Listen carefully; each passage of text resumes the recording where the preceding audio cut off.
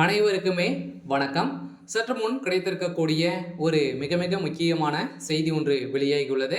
சற்று முன் குற்றவாளிக்கு தூக்கு தண்டனை, அவர் கொடுத்த வாக்குமூலம், முதல்வர் ஸ்டாலின் கதை முடிந்தது. இது மாதிரி செய்திகள் வெளியாயிருக்கு.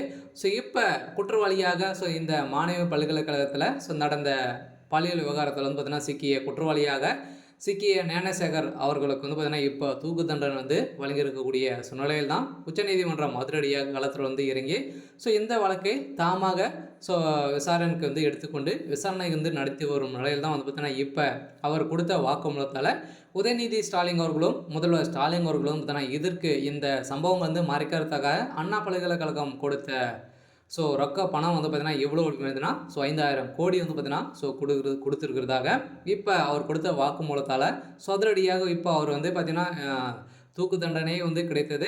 அதுக்கப்புறம் இவர் உண்மையை மறைச்சு என்ன பண்ண போகிறாரு அப்படின்ற ஒரு நோக்கத்தோடு பார்த்தீங்கன்னா இப்போ அவர் கொடுத்த வாக்குமூலத்தால் அதிரடியாக முதல்வர் ஸ்டாலினுடைய கதை ஒட்டுமொத்தமாக முடிய போகுது. இதை பற்றி இந்த வீடியோவில் பார்க்கலாம். அதுக்கு முன்னாடி நம்ம சேனலுக்கு இப்போ தான் நீங்கள் முதல் முறையாக வந்திருக்கீங்க அப்படின்னா மறக்காமல் நம்மளுடைய சேனலை சப்ஸ்கிரைப் பண்ணி சப்போர்ட் பண்ணுங்கள்.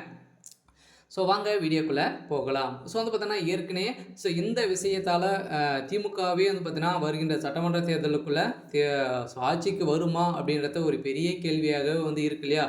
அடிக்கடி பார்த்தீங்கன்னா ஒரு மிகப்பெரிய பிரச்சனைகள் தான், சர்ச்சைகளும் திமுக மாட்டிக்கொண்டு வந்திருக்கக்கூடிய சூழ்நிலையில் தான் இப்போ இந்த அண்ணாமலை பல்கலைக்கழகத்தில் நடந்த மாணவி பாலியல் விவகாரத்தில் பார்த்தீங்கன்னா இப்போ அதிரடியாக திமுகவை சேர்ந்த பிரமுகர் தான் இதில் சிக்கியிருக்காரு.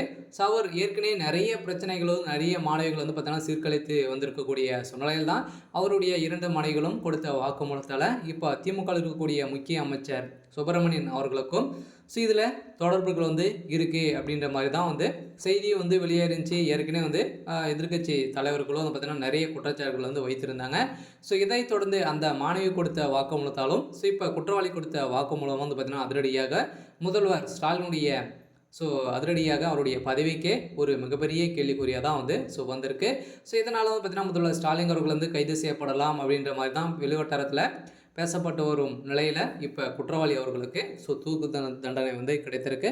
இருந்தாலும் இதில் சிக்கக்கூடிய அமைச்சர்களும் அவர்களுக்கும் கடுமையான தண்டனை வழங்கப்படும் அப்படின்ற மாதிரியாக மகளிர் ஆணையம் பார்த்திங்கன்னா களத்தில் இறங்கி இதுக்கு தகுந்த அனைத்து ஆதாரங்களும் சிக்கிருக்கு. அதனால் ஞானசேகர் அவருடைய வீடுகளில் ரைடுகள் நடந்த சம்பவத்தினால தான் இப்போ உதயநிதி ஸ்டாலின் அவர்கள் அனைவருமே பார்த்தீங்கன்னா இதில் சிக்கக்கூடிய சூழ்நிலை வந்திருக்கு. அதனால் திமுகவுடைய தலைமையகம் என்ன செய்ய போகுது அப்படின்றது தான் எல்லாருக்குமே ஒரு மிகப்பெரிய கேள்வியாகவே இருக்குது. இருந்தாலும் நம்ம வெயிட் பண்ணி பார்க்கலாம்.